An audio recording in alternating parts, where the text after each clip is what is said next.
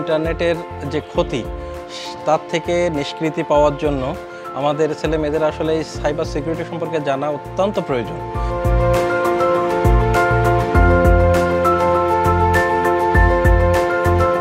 আমি যেহেতু সচেতন হয়েছি সেহেতু আমি আমার পরিবারের বাবা মাকে, তারপর আমার আত্মীয় স্বজনদের এবং আমার সঙ্গে যারা পড়ে আমার শিক্ষার্থী সবাইকে আমি সচেতন করার চেষ্টা করব।